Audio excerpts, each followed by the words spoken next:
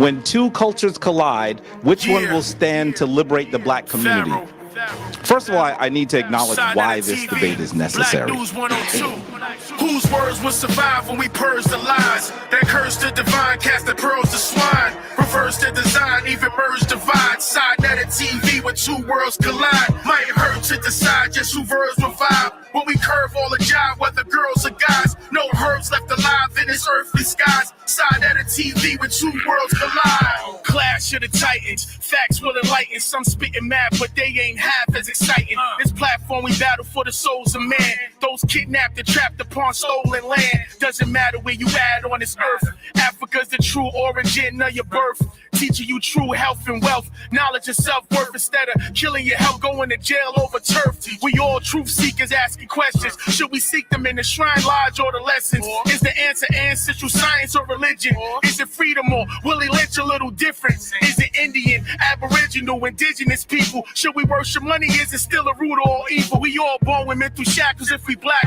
And the only thing that's gonna free us is the actual facts. Whose words will survive when we purge the lies? That curse the divine, cast the pearls to swine. Reverse the design, even merge divide. Side net TV when two worlds collide. Might hurt to decide just who verbs will vibe. When we curve all the jive, whether girls or guys. No herbs left alive in this earthly skies. Side net TV when two worlds collide. Is it the gods and herbs or the Moors? Should we master UCC in commercial law? Is it being Muslim, Christians, or the Jews? Should we push the old school and need something new?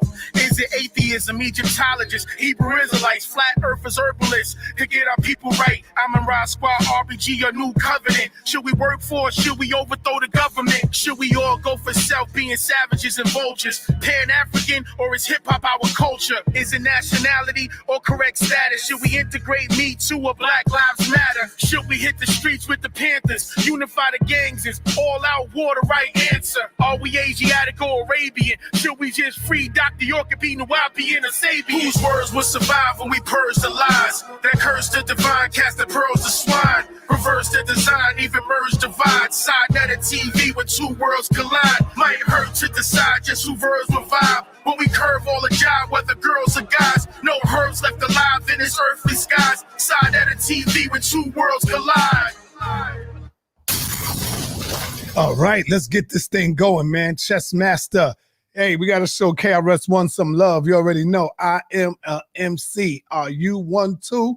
Show that, brother. Hey, Captain Tazoriak, you better get on that KRS-One shit. Get that new joint, fire.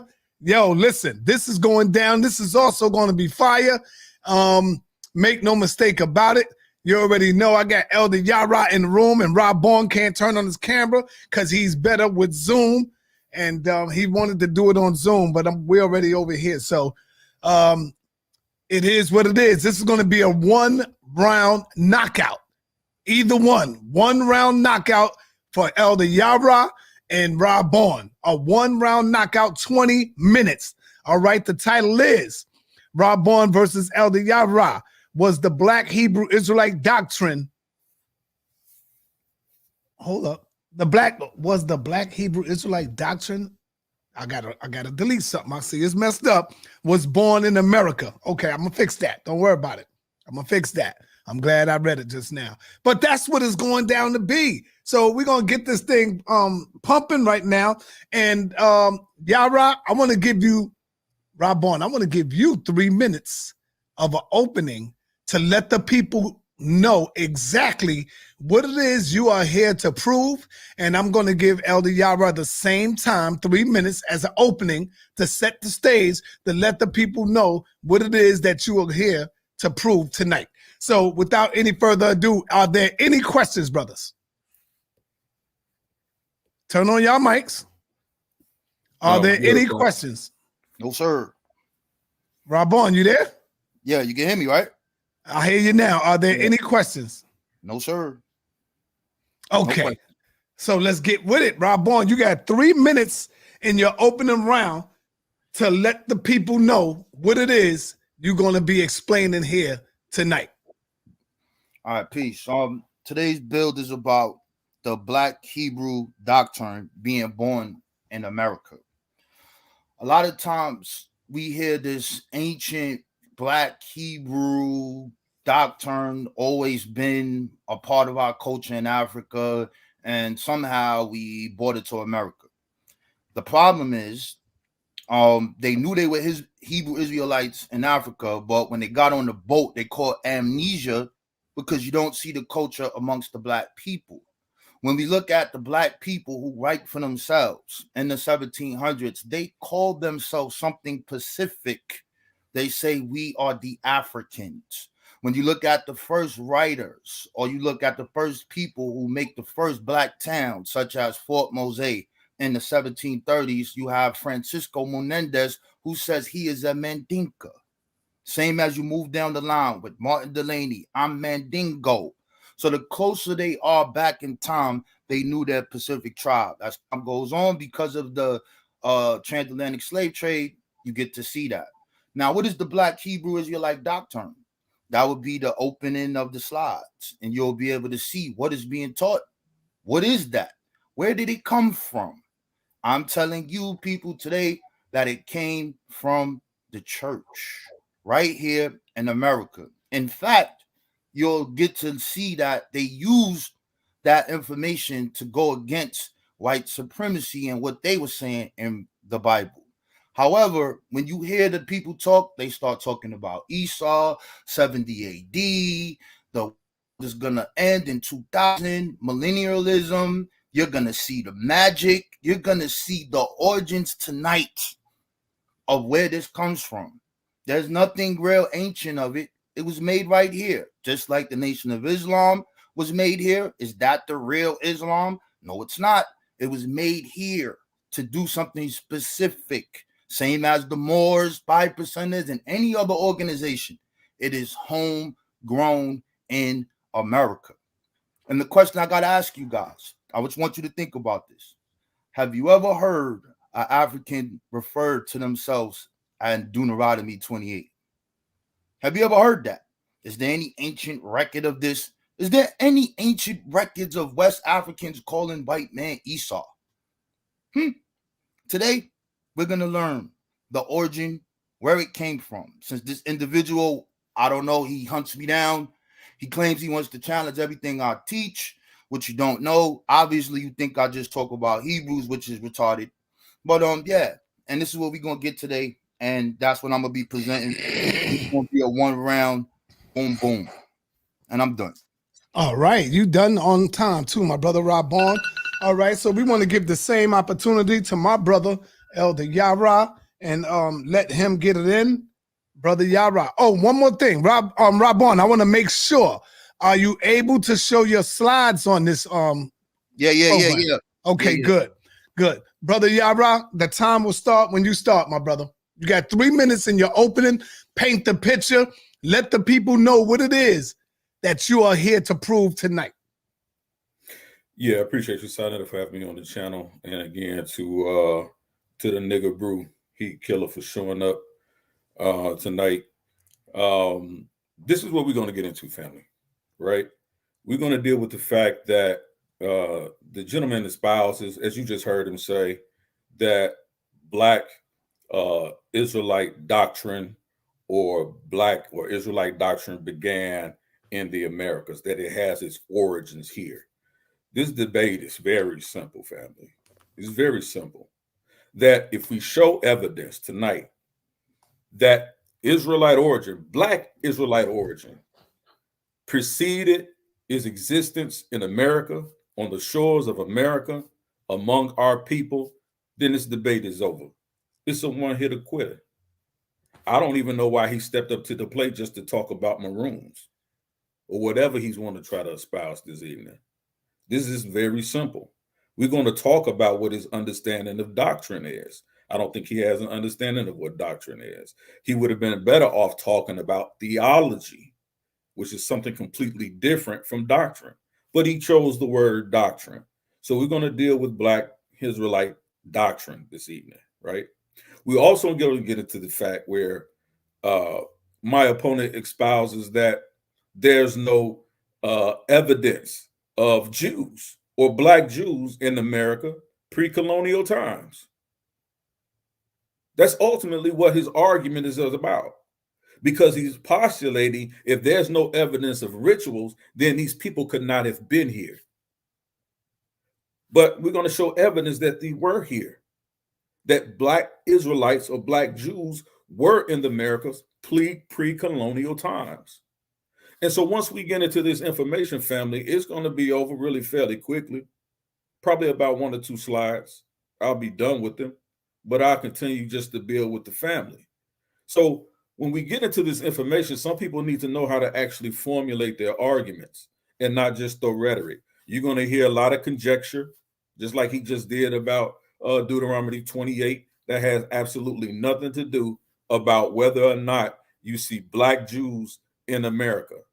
Now, whether or not they're teaching them being Black Israelites, we're going to talk about other Black people or whether Black Africans or slaves in America that was espousing this before William S. Crowdy, because that's his whole premise as he tries to muddy the waters.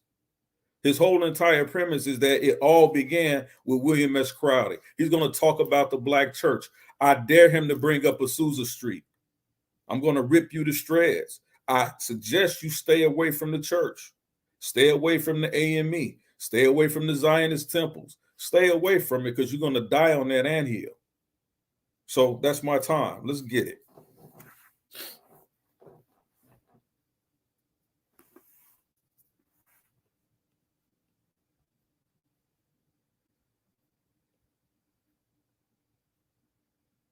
Yes, my bad. All right. Yes, let's get it in. Elder Yarah is definitely a formidable opponent. And RaBorn is basically home. He got home court advantage. Whatever that's worth for the people that's in the building, he got home court advantage. So one thing I failed to let the people know, the sparrers that's in the chat right now, RaBorn and Elder Yarah, there is absolutely no name calling. Please refrain from the name. If you get hot, stand up, put some water on your face or whatever, but there's no name calling. There's no cursing each other out. The people are here for the information and the scholarship. So with that being said, Brother RaBorn, the time will start when you start, brother. You got 20 minutes in this first and final round. Let me know when you're ready. Unmute yourself and let's get it in. All right. Share screen. And hit the like button. Everybody that's out there, share this video. Put it on your Facebook, man. Let the people know it's on tonight. It's on tonight.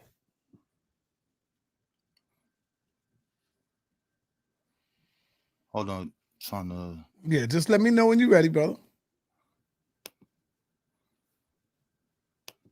And you got a Mac, right, bro? Nah, I got something else. I got. I seen a Mac. You brought a Mac to my house before. Yeah, I have that, but this is the new that Surface. I got you. Pro. Yeah. Hold on. All right, I see your screen. Your screen is up. Let me know when you're ready.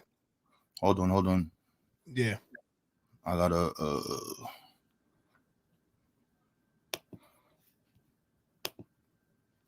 I need to move this thing over here. Give me 1 second, brother. Why is this shit not moving over? Oh. Okay.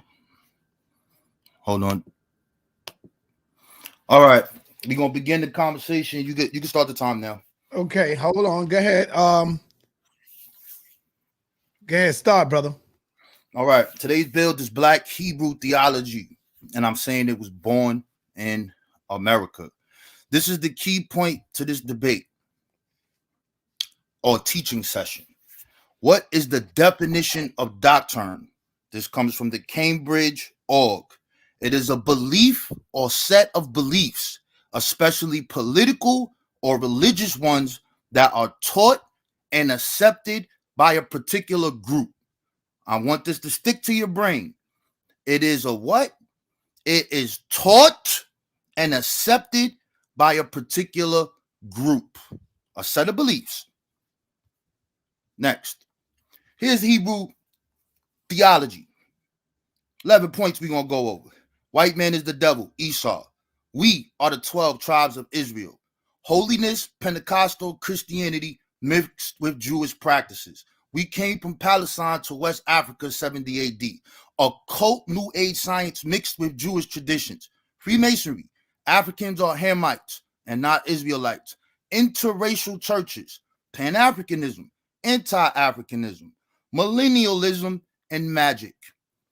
My first book up is by James E. Landing. It's called The Story of American Movement.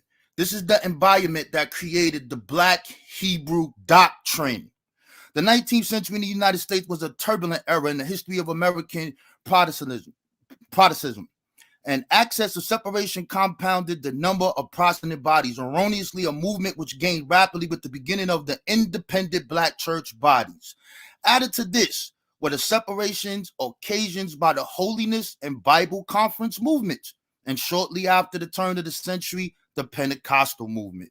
Much of the three later separations were centered on the urgency of salvation due to the believed imminence of the second coming and other interpretations of eschatology of Christian millennial teachings. This is white people, everybody. They're all waiting for the second coming. One of the chronological elements of Christian apocalypse was the restoration of the Jews to Palestine prior to the millennium.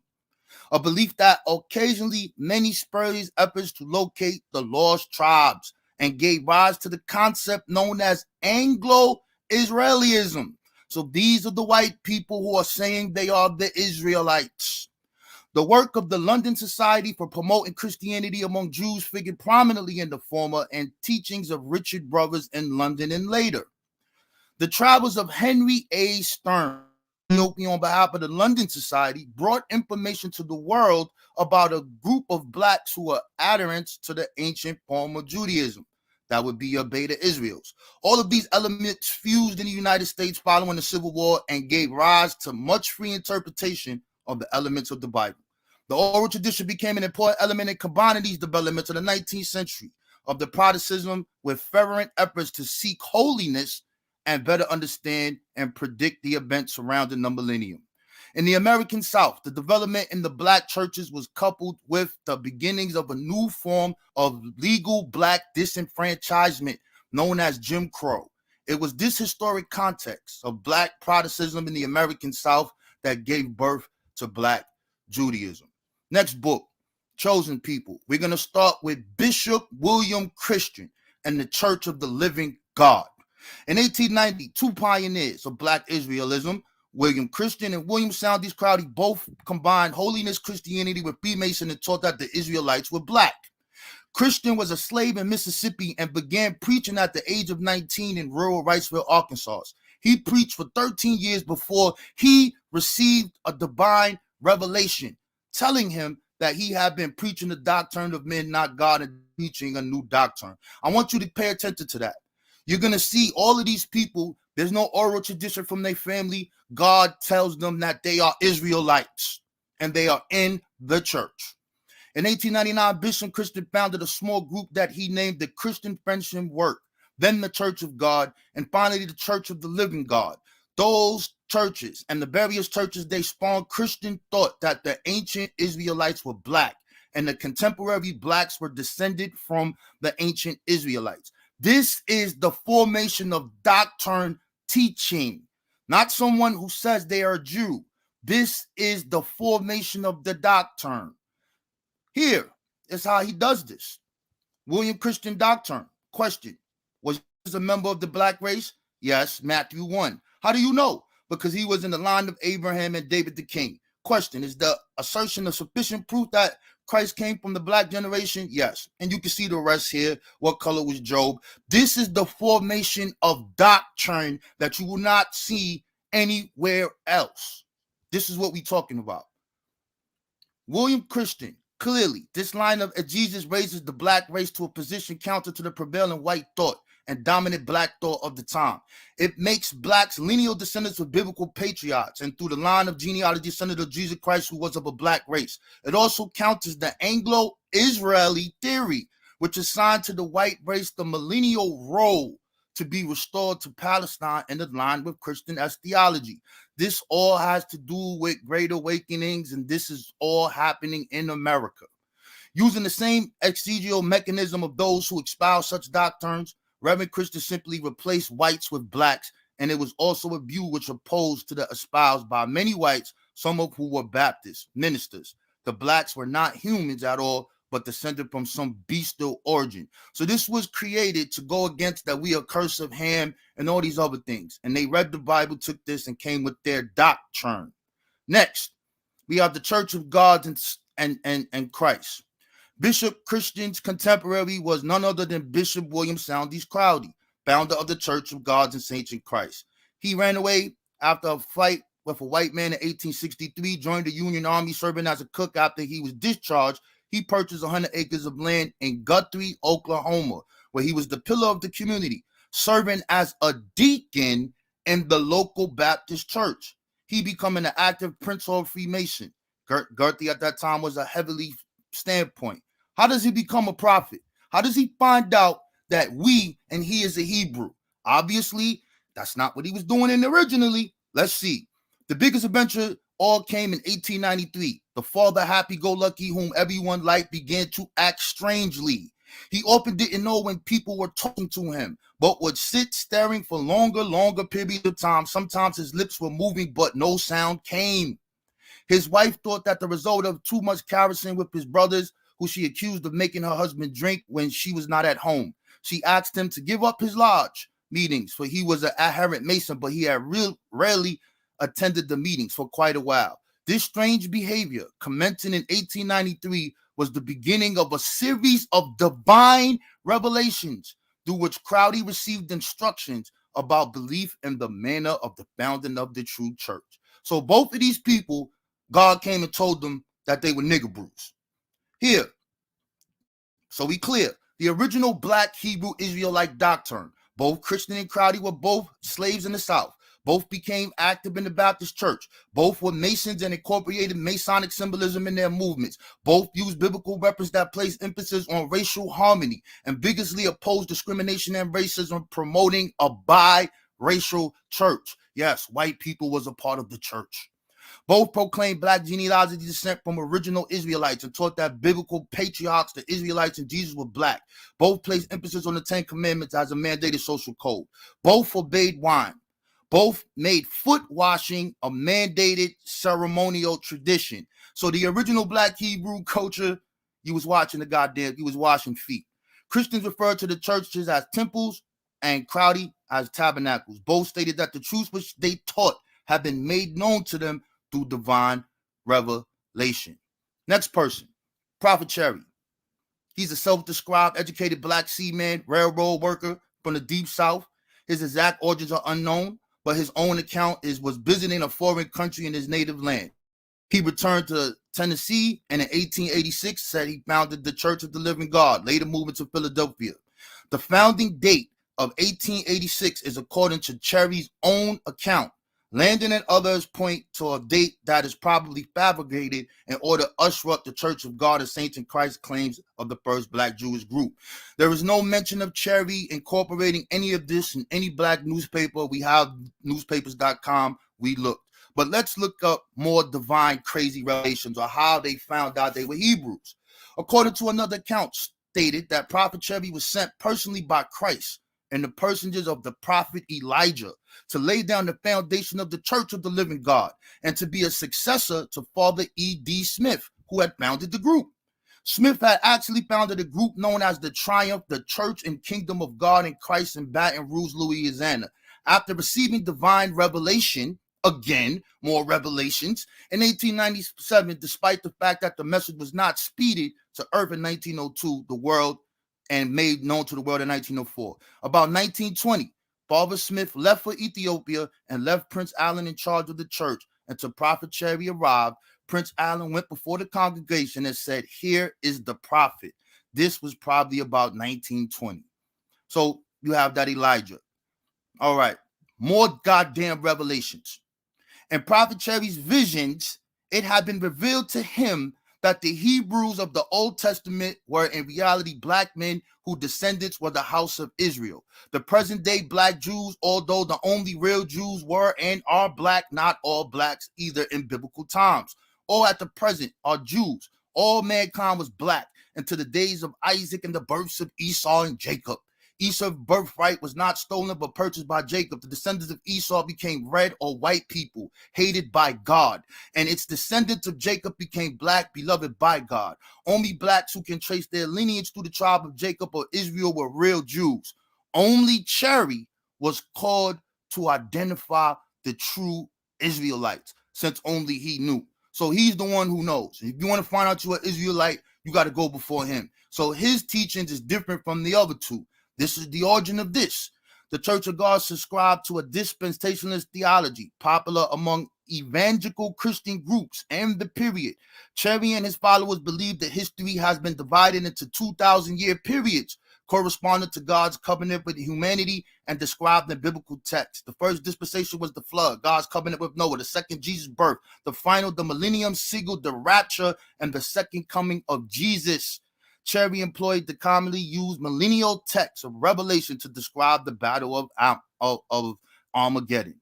Cherry also taught that 70 AD is the date that Jews left from Palestine to go to West Africa. So this 2,000-year period that you see here, that 2,000 period that you see there, where you see the UPK waiting, yeah, this is where it comes from.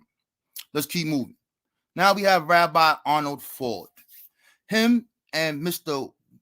Arnold Wentworth, those two people, they mixed conjuring, folk wisdom, healing practices, Freemasonry, pronounced Christian elements, more emphasis on the rituals of worship than conventional Judaism. Arnold Ford and Wentworth each collaborated with African Americans in Harlem and attracted followers of both African and West Indian backgrounds. Ford was a 33-degree Freemason and was a member of the Memram Lodge 51 of the local branch of the Scottish Rite Masons.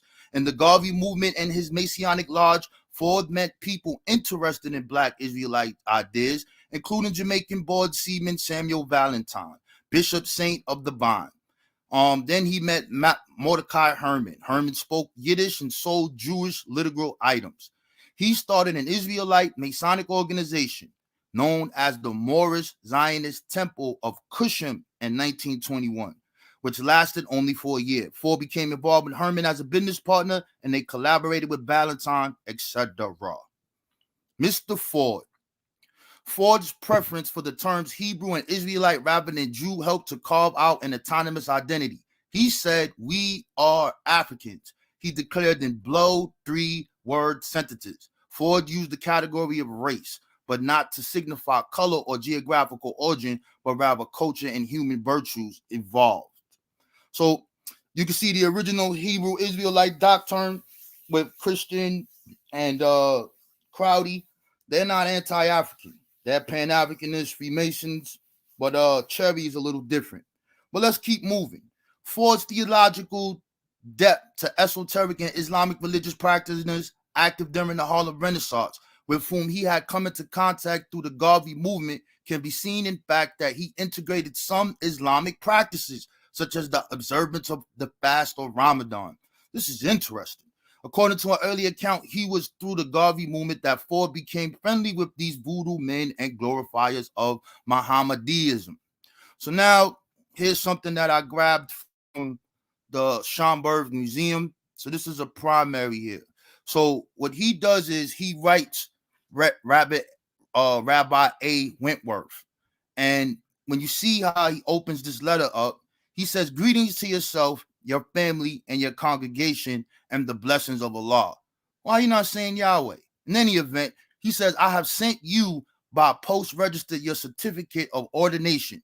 Have Brother Elder Phillips or Elder Payne sign it, and then you may frame it." So he's the one who ordained Wentworth into this movement. However, this guy's believing in Allah. He's dealing with Kabbalah, and we're going to deal with the magic.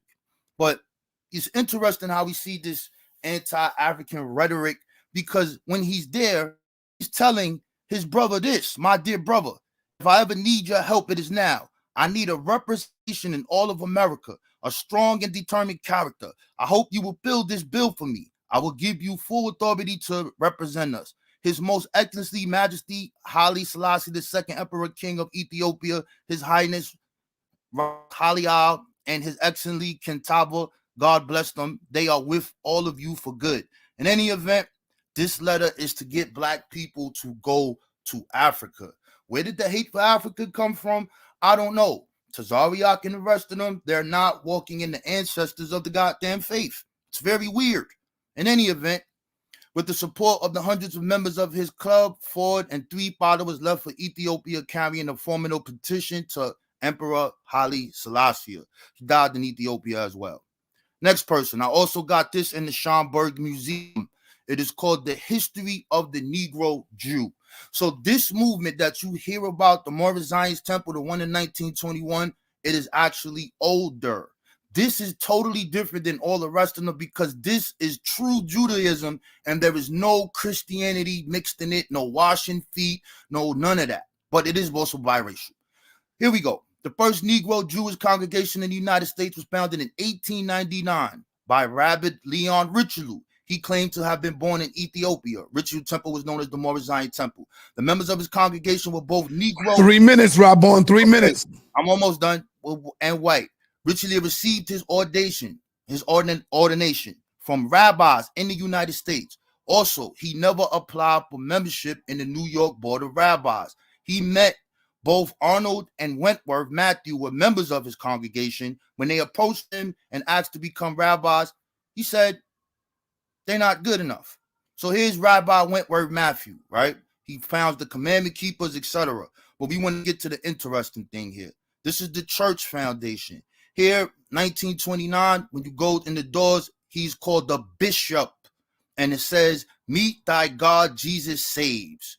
So now we're going to get to the magic nigger brew. That's just the origin of your One West and their teacher. He was using the 6th and 7th books of Moses and Hebrew spells and diagrams that would compel God to enter his body. Sounds like Father Divine and all of the rest of them. Let's keep moving down. Come on. Oh, here's the diagram right here. This is from the Schomburg Museum. You can see it right there. Here's the next one. This is from the 6th and 7th books of Moses from D. Lawrence. Magic. These are the amulets here. And because I got 3 minutes. Here is one of his letters. You see the Masonic sign on the back. You see I'm there with the primary right there.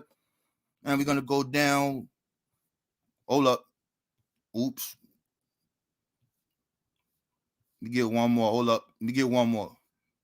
Damn, what's going on here? Why this shit is not moving? I'm stuck here. Want me to stop the clock? Yeah, I don't know why it's stuck. You got 1 minute and 10 seconds. I'm going to stop the clock. Why did it stay stuck? Shit is not moving, bro. The side is moving, but the slides ain't moving. Okay, here you go. We can stop it now. All right. He can become invisible. One evening after Friday night services had concluded, Matthew turned to a dozen of worshipers in his audience, began speaking on familiar themes of magical abilities. Turning to Brother William, Matthew asked for corroboration that he had made himself invisible with the wave of a hand. Yes, you did, corroborated Brother William. I saw you disappear with my own eyes. Immediately, the rest of the worshipers, all women, rose from their seats and shouted, Hallelujah. So this is the magic part of it. I got 3 more presentations that we're going to get into after this. We're going to stop it here because we talk about the real Jews. But in closing, this is a introduction to the Black Hebrew Israelite Doctrine. I want this. Oh, yeah. And then this is for my ISU Kippay brothers and all the rest of them. Royal Ethiopian Hebrew. See his name on the bottom? Rabbi Matthews. But it's F the Africans. But we could get to why that happened. In any event, this is the show. The origins come from the church. It's made in America. They did this. We're done. All right. Time. Let me go to the other. Hold on. Time. My brother Yarah, you there? How can I mute? Oh, just mute. I muted for you. No, I stopped sharing. I muted for you. I'm here. All right, brother. Yarah, it's on you, my brother. You got 20 minutes. If for some reason you need me to stop your time, Don't hesitate to say, hold my time, Saw. Stop the time. Let me get this. You got the same play here. All right, it's on you. The time will start when you're ready. All right, let me share my screen.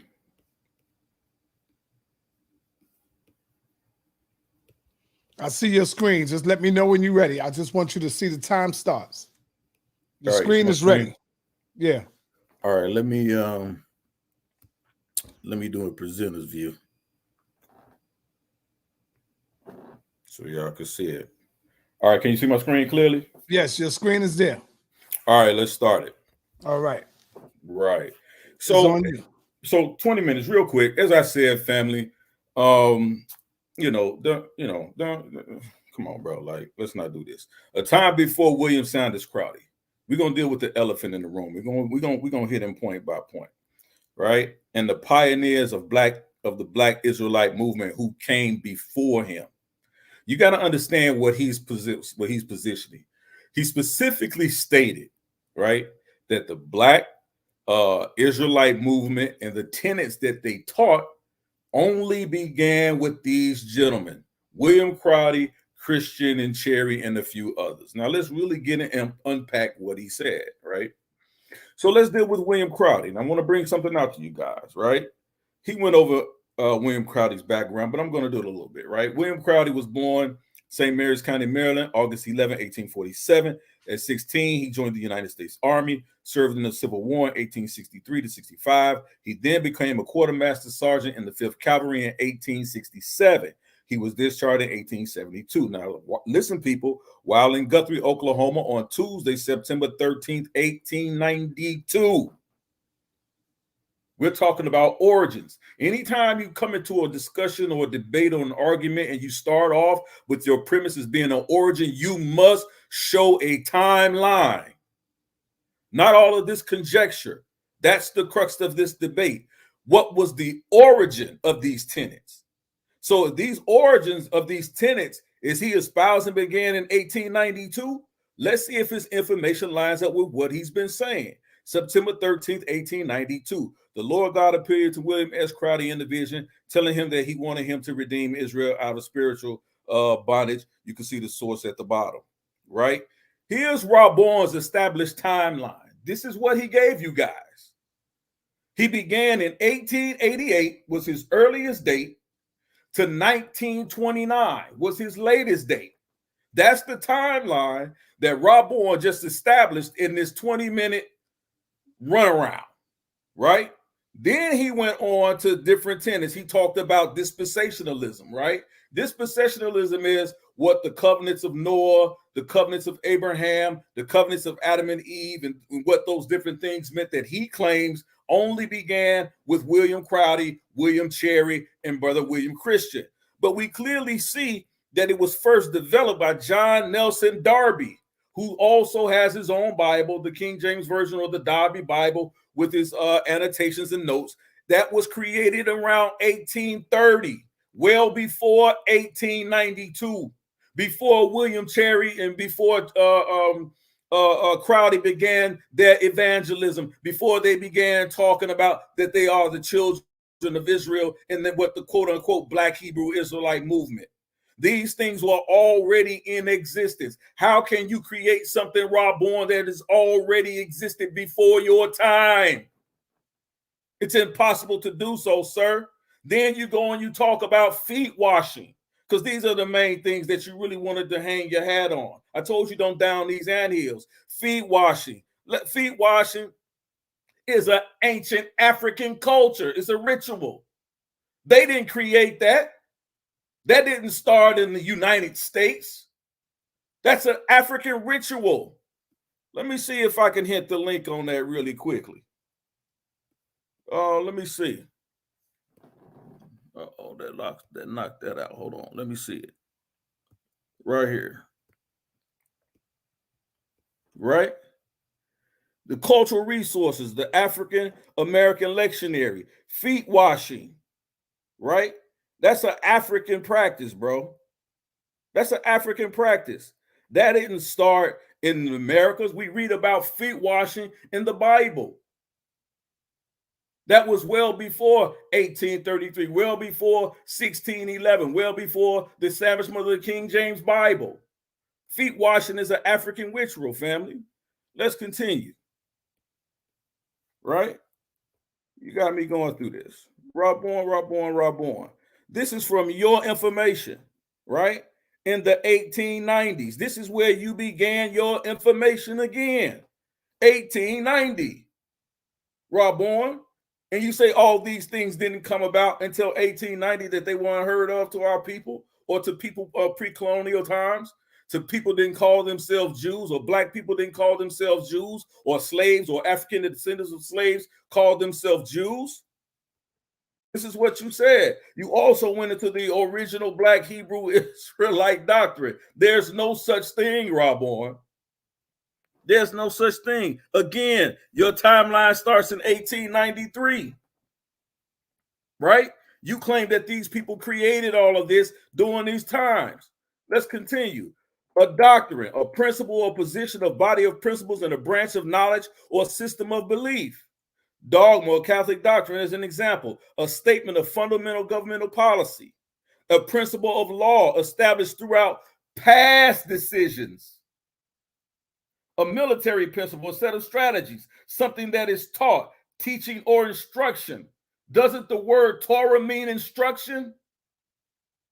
If these guys are reading the Bible in and of itself is solely based on the Torah or the Hebrew Bible, which is what we know that they were reading. That was well before 1890. How did they found and create anything? Any type of doctrine? Impossible. You needed a timeline, and you gave one, but you didn't understand it.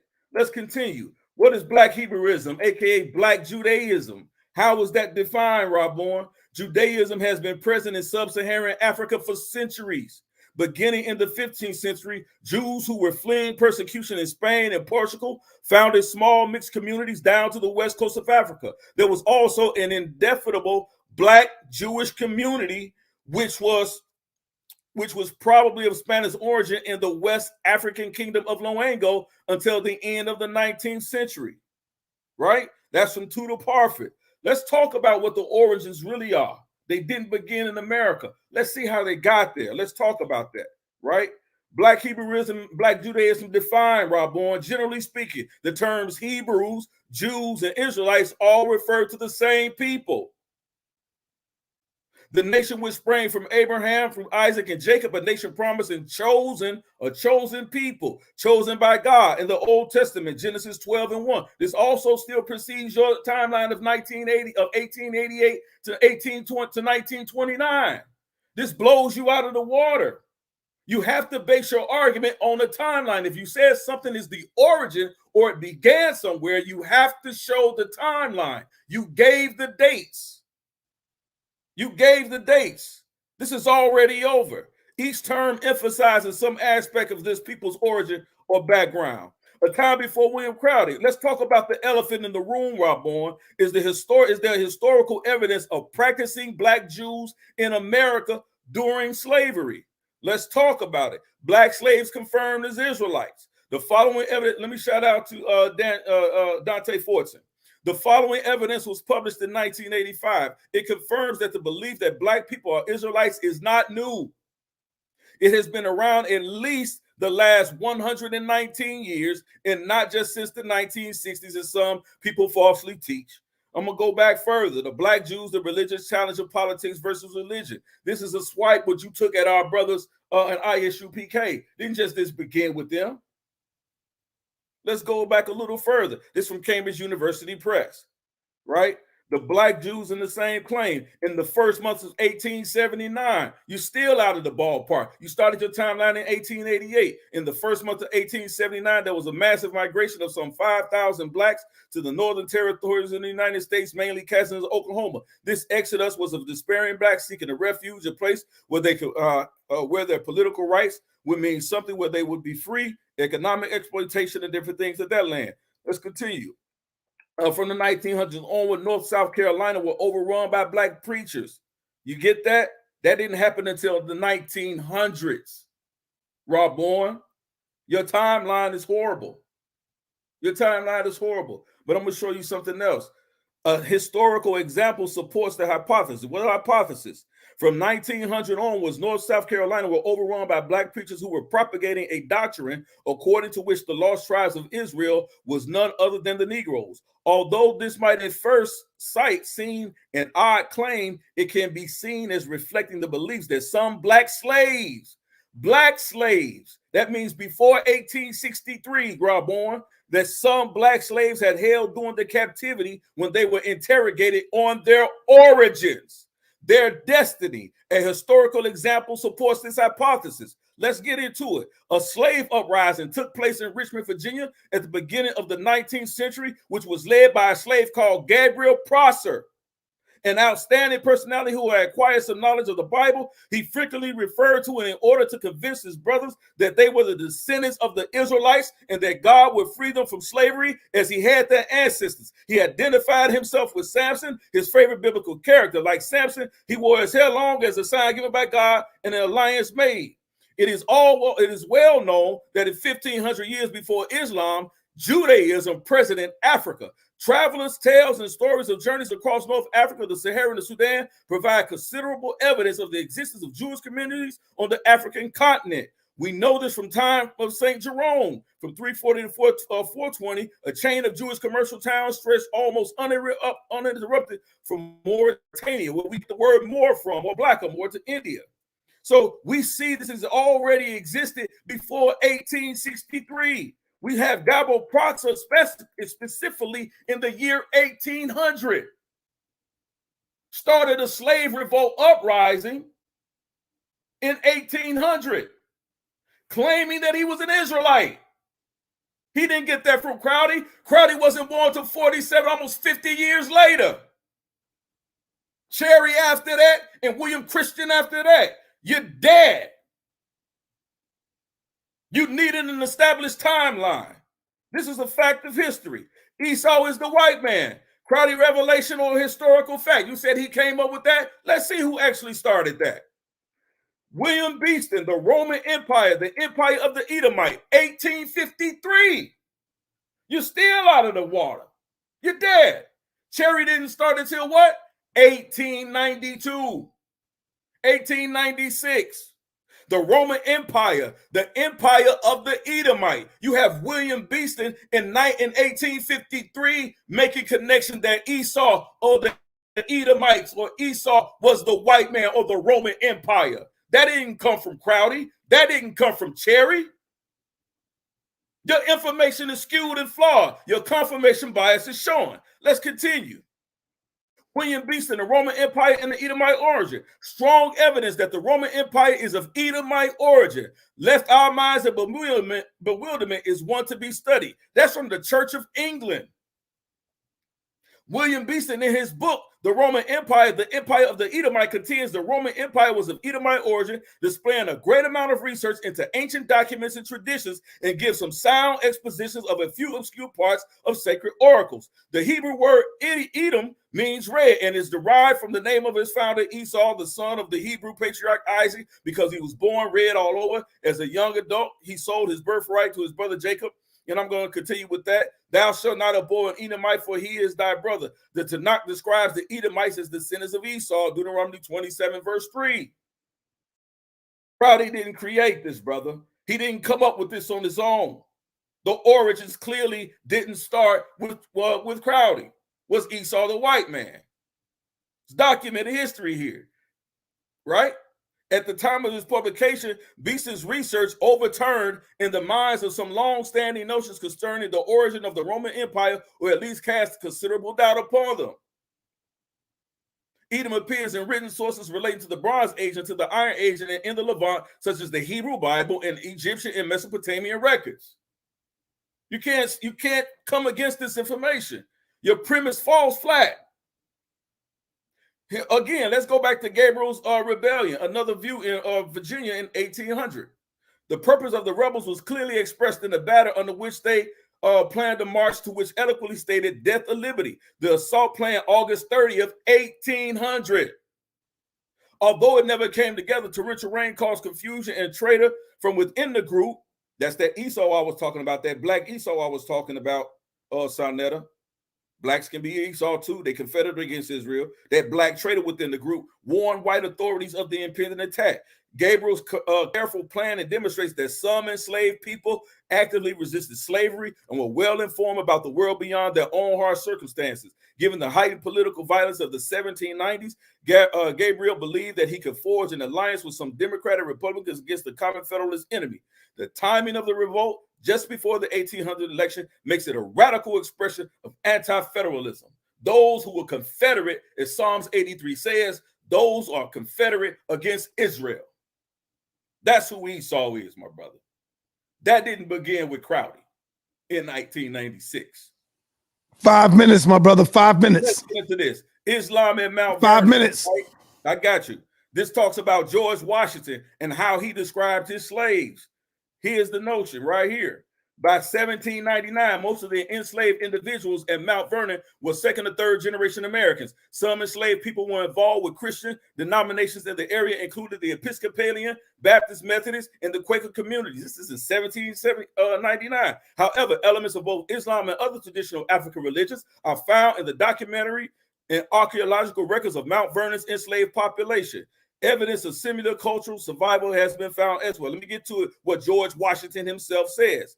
These traditions survived in the longest in areas where the enslaved populations among Africans. But George Washington says this, George Washington expressed little preference as to the religion practiced by the Mount Vernon workforce or slaves.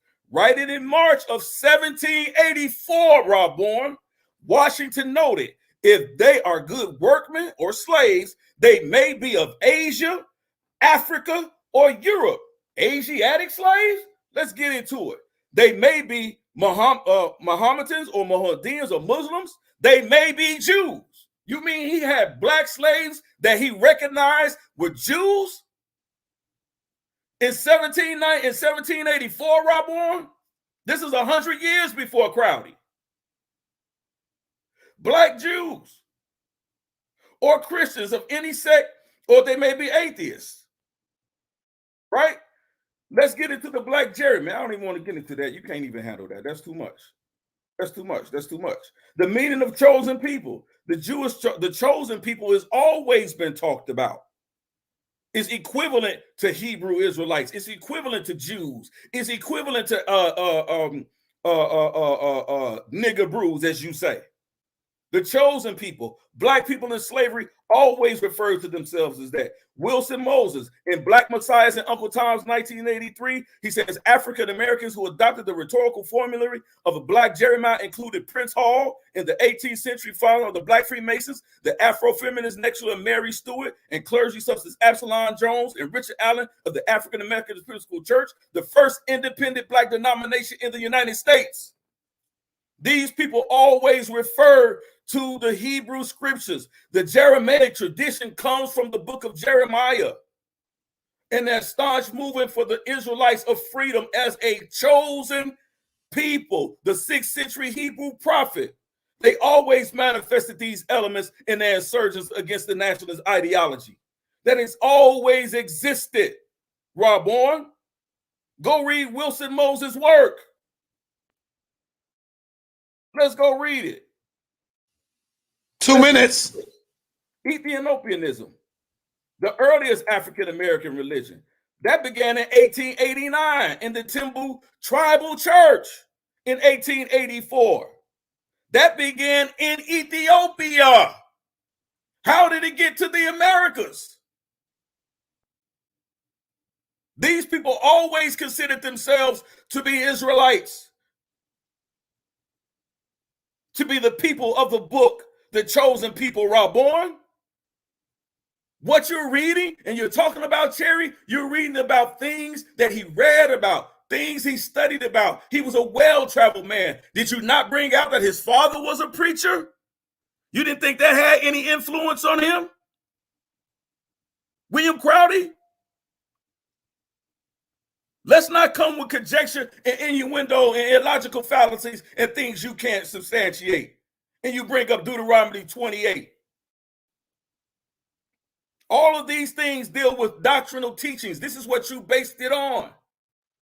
You base Black Hebrew Israelite theology on these tenets. You can't do it. Ethiopianism and African nationalism in South Africa before 1937. All of this stuff kills you, brother. What my time look like?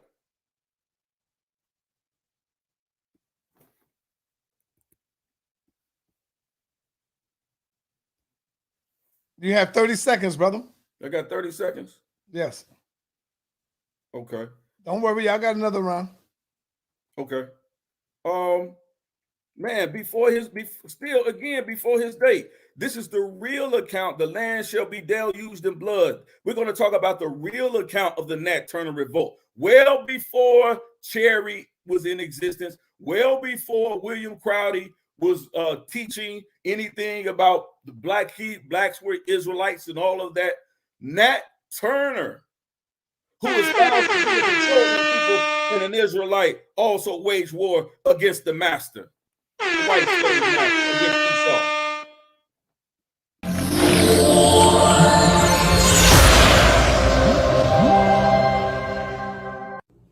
I decided to try Alkaline Foods CMOS Sports because I was looking for a way to recover faster after my workouts and a quick way to get rid of some of my muscle fatigue as well. It tastes great. This flavor is fruit punch and it's also plant-based. So try yours today, CMOS Sports.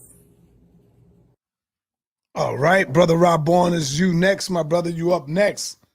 I'm gonna give you 10 minutes in this round right here. 10 minutes. All right, so let me share something real quick. All right, you want to share your screen? Yeah, I'm going in there right now. Okay, I'm giving you 10 minutes in this round here, brother. Give me 1 second. Okay, where are we here? Is it Chrome tab?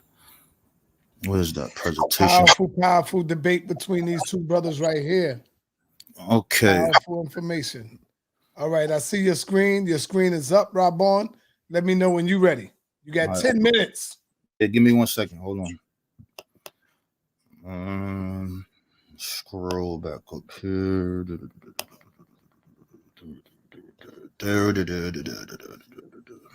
This is off the fly, brothers and sisters. We just giving this to y'all tonight. Show some love. If these brothers got a cash app, show them some love. If, you know, they ain't asking for it. Just show them some love. I'm asking for it, goddammit. I'm not too proud for that shit. All right. I do the work for the people. All right, I'm ready. All right, your time starts when you start. Go ahead. All right, so I want the record to reflect that he did not show the Black Hebrew Israelite doctrine for mating in the Americas. A key again, a belief of or sets of beliefs, especially political or religious ones that are taught and accepted by a particular group. He did not show you one church other than the ones that I showed you or anything. What he did do is he showed you individuals. He told you about Ethiopianism. That is correct. We looked at the Bible as a way of liberation at a specific time. He brought up the Exodusters movement that has nothing to do with Israelites. That's Benjamin Pap Singleton, and that they were going to Kansas. And wherever they went, they called it the Promised Land. These people are a part of denominational churches. In those churches, they did not teach this term. He talked about Williams Crowdy, and he keeps leaving out the part. All of those founders said they had a revelation from God that told them they were the Hebrew Israelites. You can't change that. Nowhere in this whole thing, and then we're going to get to the other stuff he said, but let me get down here. Come on, man. Let me know if you need me to stop the time. Yeah, stop it till you get down there. It's not. All right, I paused it. All right. You had 8 minutes, 31 seconds. All right, hold on. Okay, you can start it right now. Resume. All right. So this book is Jews and Negro Slavery in the Old South, 1789 to 1865. It says, we do not even have the help of religious affiliation in our investigation of this question, since Jewish congregations would not accept Negro members. The Richmond congregation required that its members be free, and the Charleston Beth Elohim Constitution of 1820 accepted proselytes only if he or she, they are not people of color. There is only one reference to a Jewish Negro in all of Southern Jewish records, a free man of color who was converted to Judaism by his master and was accustomed to attending services at Charleston Synagogue. This is what the real Jews were doing. They was going to the Europeans. Next book, Southern Families at War, Loyalty and Conflict in the Civil War South, Jews in the South. What is clear, however, is that the numbers must have been incremental. Some slaves who were owned by Jewish families considered themselves Jewish. That these slaves ever formally converted to Judaism in a ceremony that would have met their exotic rabbinic criteria for Giat conversion is unlikely. That they nonetheless may have received some instruction in matters of Jewish from their masters or more frequently mistresses is not improbable. This is what you will see. Let's keep moving. Hold on. This is what the Jews were doing. These are the real Jews. Enslaving Negroes. Here's real Jews enslaved blacks. What's that name there? Judah P. Benjamin's Plantation. Let's keep moving. Real teaching Jews slave records. This is what they're doing. Auction, private sales. Charleston. We don't got to put bifocals on to find them. Moses and Cordavo. These are all slave records to get the Negro. And stop it for a minute, sir, because I want to show something else. All right, you at 6:25. All right, stop it for one second. Hold It's on pause. 6 minutes, 25 seconds. Stop it for 1 second. I got it. I got you. Oh, all right. Let me get back. Oh, shit. How can I even? Your screen is not sharing. I'm trying to find where we was at, though. StreamYard. Is this StreamYard? What? Wow. How am I? I can't even find this joint, bro. Is this it? Damn, bro. This is it. All right, cool. All right, give me 1 second. We're going to be ready to roll right now. Give me 1 second. All right, share screen. Okay, Chrome tab. We want to look at what this brother brought up here.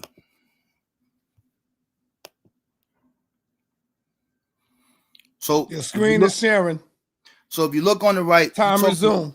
He talks about foot washing and all this other thing, and he showed us John Nelson Darby. What is he?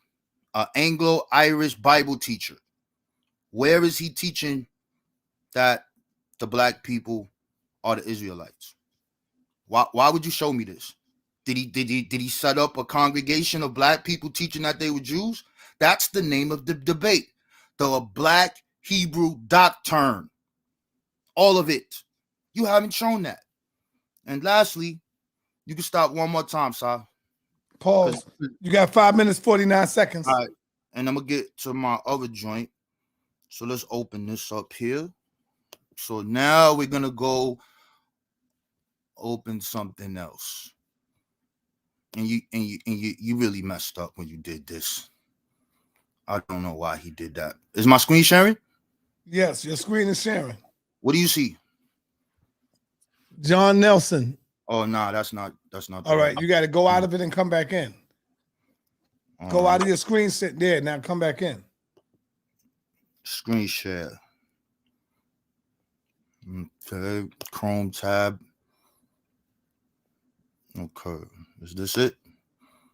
All right, share. All right, it's sharing.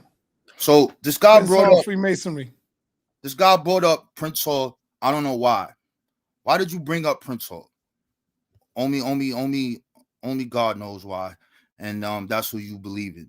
In any event, Prince Hall did not found the Judah, Benjamite, or any of that type of thing. He founded the African Lodge. And when we go to the people, and you look at the people that he helped, and you're looking at reparations, he is said to write this bill. And this bill is by Belinda Royal. And this is what happens. before the 12 years enjoyed the fragrance of her native groves, and she realized that the Europeans placed their happiness in the yellow dust, she was carelessly marked with her infant footsteps. Even when she, in the sacred groove, which each hand in that of a tender parent, was praying and donation and making donations to the great Orisha, and made all things armband, white man, etc. So these people talking about that. But anyway, let's go back down here. He makes the African Lodge. Not only does he make the African Lodge, he makes the African what? The Back to African movement. Nowhere does he call himself a Jew, all those people. It's called the African Lodge. In any event, you brought up Richard Allen. Why? This is one of the first organizations that free people build on their own. They call it Free African Society. What does he say here? Whereas Absalom Jones and Richard Allen, two men of the African race. Why didn't he say two Israelites, two Judahs? Why did you bring that up? Any one of these people, David Walker, Freemason, all of them, who was hating, William Lambert, all of these black people said that they are one thing. They are the people of African descent. All of them. So when you look at all the organizations that come after this, you have, or before, the African Union Society. That's 1780. And he is calling himself the African. Every single letter, every single thing that we write when we come forth, they are calling themselves the Africans. Just because you show a person identifying with the tragedy that's in the Bible, that is not the debate. The debate is to show the doctrine, which I showed. You have not shown one black synagogue predating what I showed you. You have not shown one church, nobody else doing anything. It all starts from that point.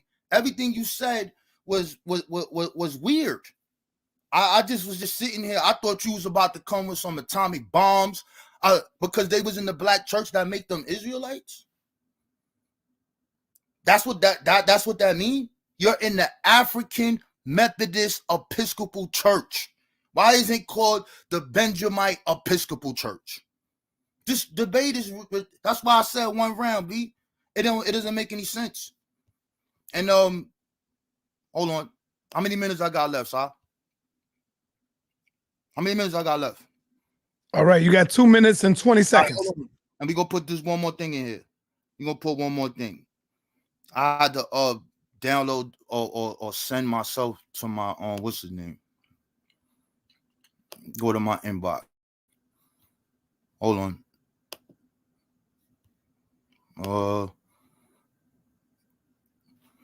Give me 1 second, sorry, my bad.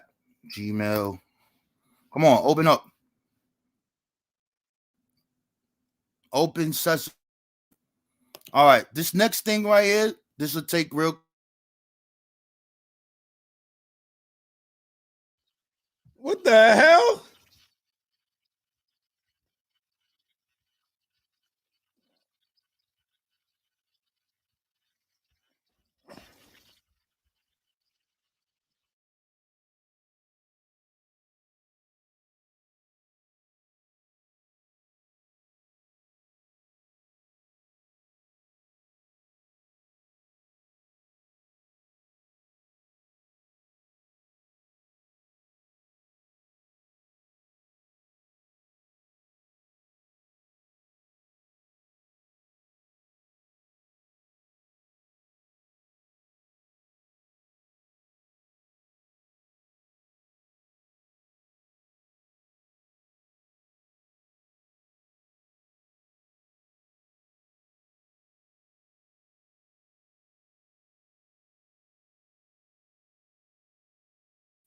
Test. I can hear you now. I heard that. Can't hear you now.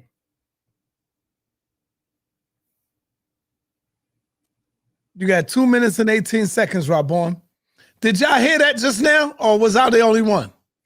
It like a streak or something, but I can hear you now. Hold on.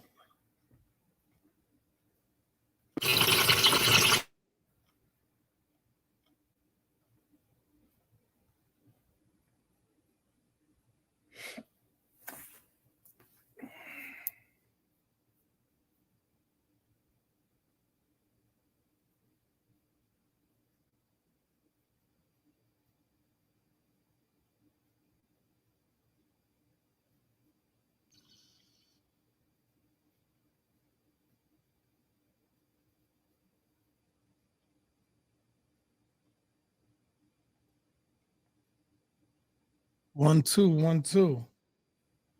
The hell I can happened? hear you.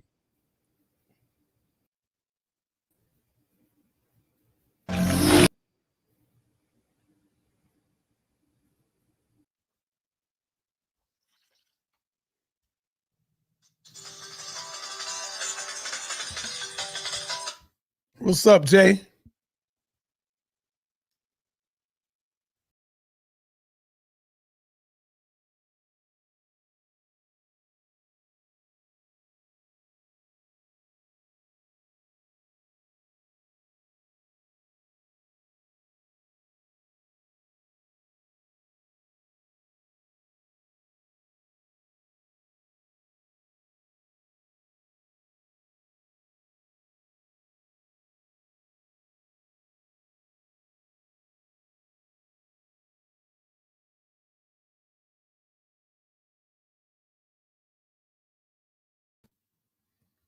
I don't know what the hell is that.